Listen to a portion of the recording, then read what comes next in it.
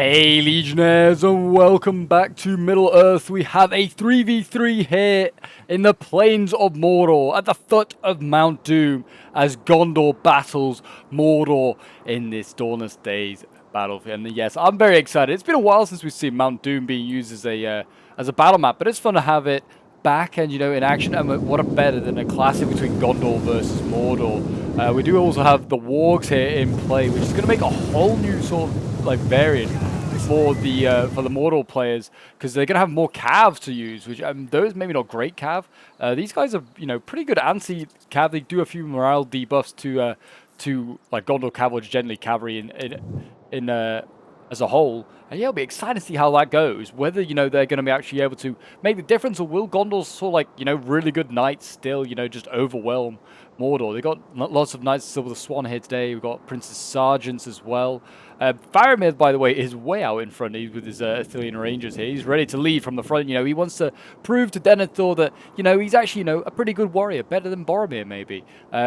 We have Citadel Guards here as well, and do we have Boromir as well? We do. So let's see which brother does better. We'll see at the end of the game who has more kills. Will it be Boromir or will it be Faramir? Let me know in the comments who you got your money on, which brother you're rooting for.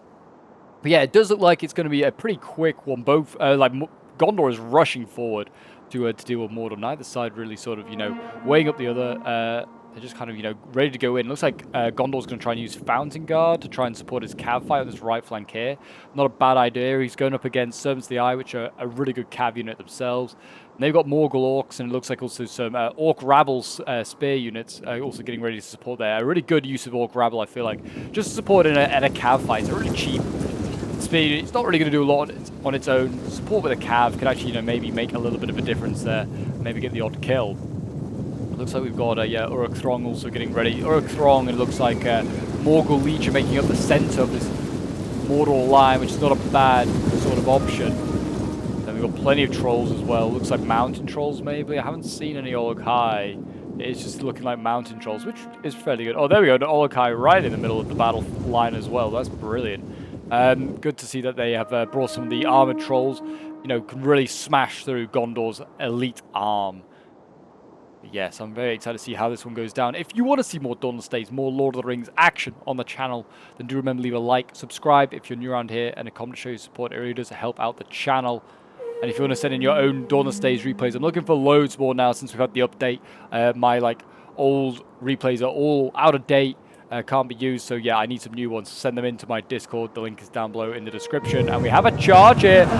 Gondor has been baited. Some Princess Sergeants have been able to be baited down by some archers. And you can see here, Servants of the Eye are going to sweep on in and try and do what damage they can. We've also got the Witch King going in, trying to support. The Princess Sergeants here definitely are going to be overpowered by the Mordor cav unless they can get some support. Looks like Knights of the Silver Swan also coming in to support. That should go in favor of the Knights to start with, but we'll see whether that continues.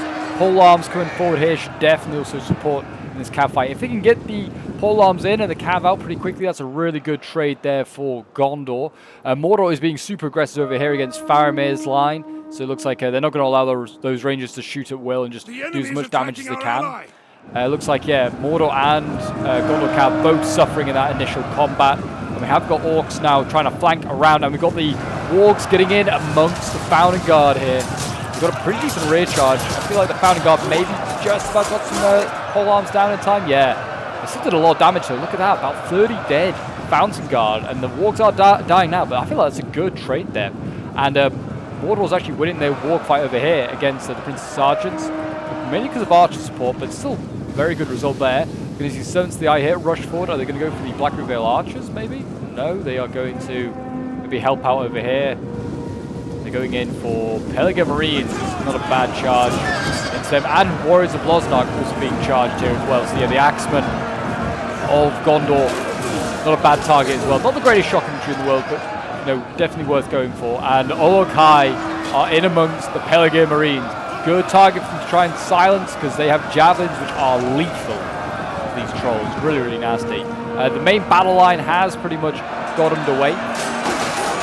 Pelargir Marines here, they're fighting against Morgul Legion and Uruk Throng. It's all well. It looks like most of them have got their javelins off. These ones over here haven't. And these ones got about half their ammunition off. So you really want to get off all the ammo if you can to make them kind of worthwhile using. Gondor over here fighting with his Gondor swords against Uruk-Throng, trying to do what damage he can. Looks like the mountain trolls are kind of like overcommitting. They're getting focused down here. They are really easy to kill with archers. You definitely want to try and focus them down. The wargs as well. They're medium, so they're not that great, you know, when it comes to armor. You definitely want to try and focus them. The Cav staying in melee here has not helped Gondor. They should have got these knights out a long time ago, just to keep them mobile and just so they have some flexibility themselves. They have one Princess Sergeant here, which is kind of watching on, kind of making sure that that Witch King doesn't do anything, but it's a lot of the Cav, the fine knights of Gondor are gone. You hear Founding Guard poking away, trying to do some damage here to the Morgul Orcs. And yeah, you've got the Morgul Raiders over here as well. They're also chopping their way through. We've got Citadel Guards here, holding the front lines, trying to support against the Olokai. Not a bad unit to send in, but Olokai will still smash through the Citadel Guards. I feel like you're going to need to use these archers, these Black Veil archers, focus down these Olokai. They've lost one, which means that many more will start to fall soon. Cav over here, Nice Silver Swan, look like they are... Actually, they're losing that fight there. And they're losing against wargs. Princess Sergeant's really suffering against the wargs. So yeah, it seems like this lower tier Spear Cav, yeah, not really good against the wargs at all. I mean, they are in a 2v1. That's not helping. We are going to see some support here. The Princess Sergeants are going in. Wargs are also slightly faster than a normal cavalry, so yeah, these Princess Sergeants can't really catch them, and they're wavering at 50 out of 70. I think that's to do with the warg, like scaring them off. But also Morgul Raiders in there are, you know, a great support in a cav fight. Strangely, Gondor did just send in shock infantry here against pikes. That's not really going to work either. He's going to have to just shoot them with archers. Yeah, it's got, you know, spears here holding off against, looks like some lesser spears. Looks like it's just, these are Morgul Orcs actually, so yeah, they're actually not too bad. Do Morgul Orcs have spears? They do. I feel like they just have a bit of everything. Oh no, there are pikes in here as well, that's why. And look at that, the Cav left flank has just capitulated. I think the wargs have overwhelmed them. I mean, they had a lot more Cav. That's the thing. Gondor can kind of get out-Cav'd now, I feel like, by Mordor in a typical land battle. Like, wargs and Servants of the Eye really can sort of, like, together can really out-Cav a Gondor army. Citadel Guard holding on here, but losing. You can see the front line sort of shattering here for Gondor. The archers are trying to shoot into the backs of these Morgul Raiders and Uruk-Throng as they encircle more Gondorians here. And an allied general said, who is it going to be? Which brother is it going to be? Oh no, it's the Nazgul. It's the Nazgul general here for Mordor. That is not good at all. He's kind of got himself stuck in against against Gondor sword infantry and then focused down, probably by Faramir himself. So yeah, there you go. Faramir helping to slay one of the Nazgul. He's going to need to help out his brother soon because, yeah, Boromir is thick in the fight. I don't know. He's here fighting mountain trolls. A bit like how he did in the Mines of Moria. He's here fighting a troll. They've got a cave troll, he famously said, before they got into that fight. There you go. There you go. I think that might be Boromir dead. Oh, no, it's not. It's the Citadel Guards. They've actually died as well. So yeah, Boromir and Faramir both going. Boromir's not far off death, though. He's got 35 men left. The Princess Coast Guard's getting in there now. And they're going to try and pole-arm their way through these trolls.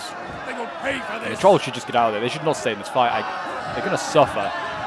But I thought that even though this is a lesser polearm, this is a lesser troll as well. You can see here the Cav also getting into the back lines, the Black Veil archers.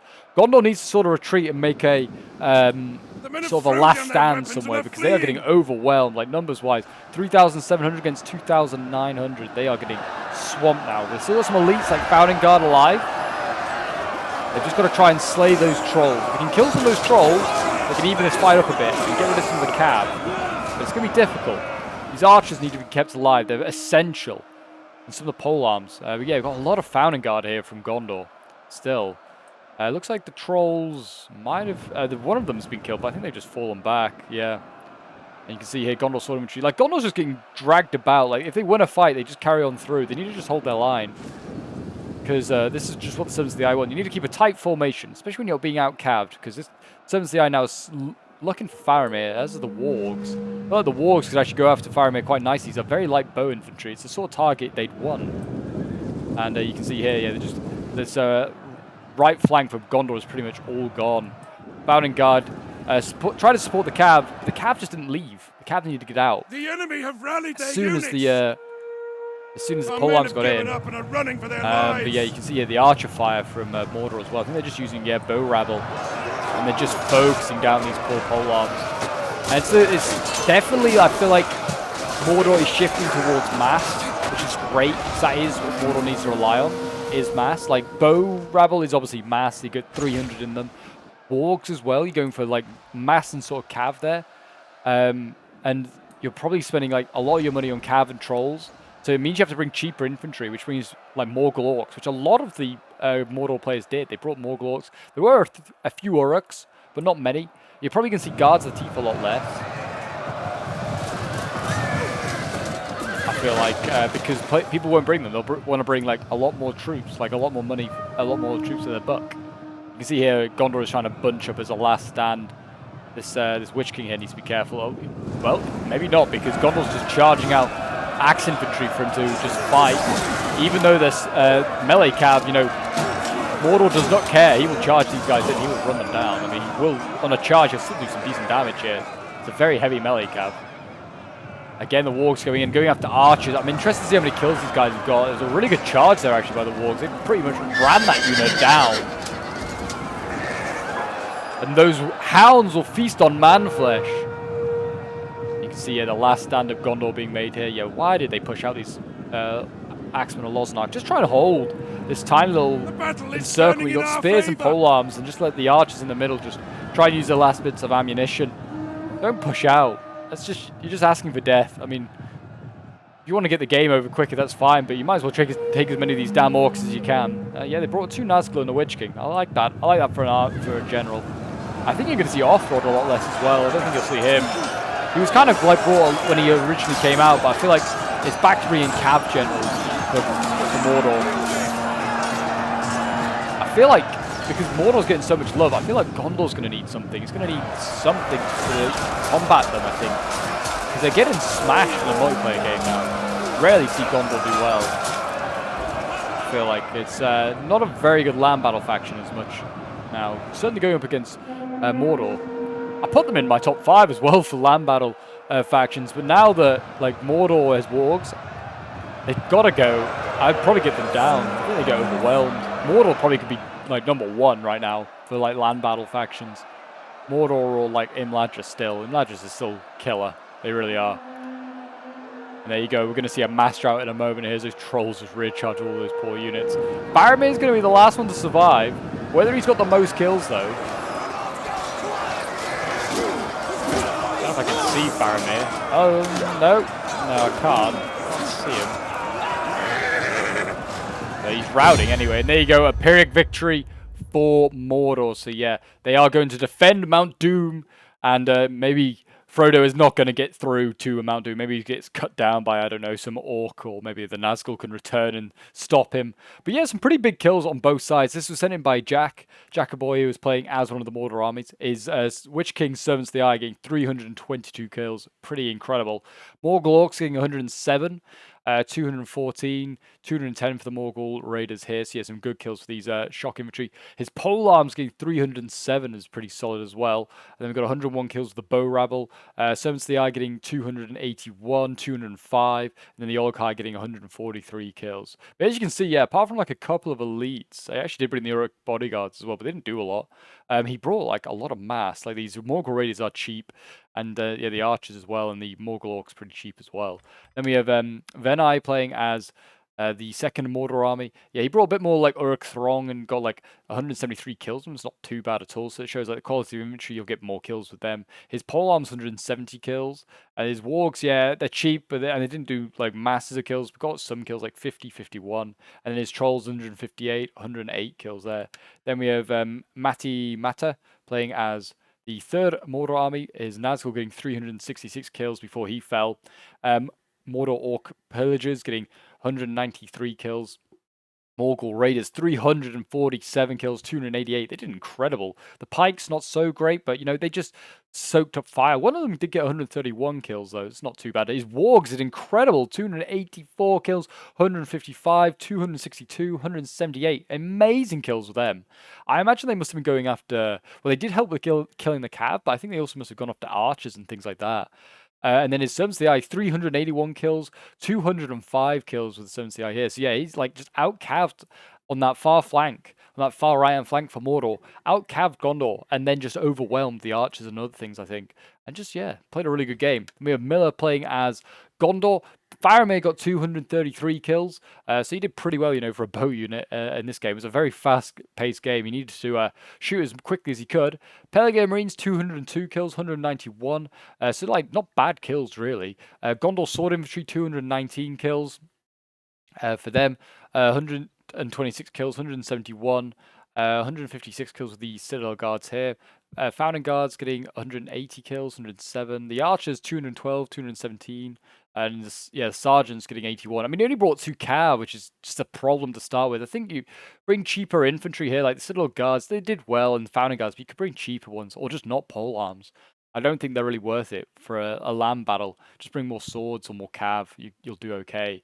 But yeah, this is definitely a problem for Miller. Then we have Zarn playing as one of the other Gondor armies, 329 kills with the Gondor Sword Infantry here, 179, 169 with some others.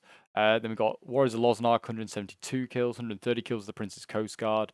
And then yeah, his Cav, which he brought a lot of, seemed to suffer. So yeah, look, Boromir got 16 kills, while Faramir got 233. So if you said Faramir, you were right, because he did get more kills. But yeah, there you go. I think most of the Cav here must have been getting other Cav kills. Then we have Junaton playing as the final Gondor army.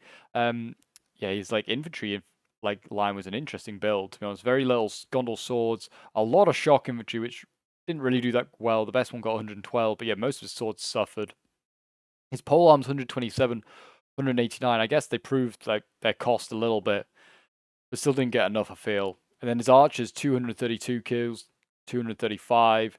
Then his Cav, yeah, like 59, they're the best. They again just got out-caved, I think, on that far left flank, I think, against all those wargs. But there you go, guys. That is today's Dawnless Days battle. If you did enjoy, do remember to leave a like, subscribe if you're new around here, and a comment to show support. Send any replays in you have to my Discord. The link is down below in the description. And yeah, I hope you enjoyed. Check out some of these other battles now appearing on your screen. Until then, bye for now.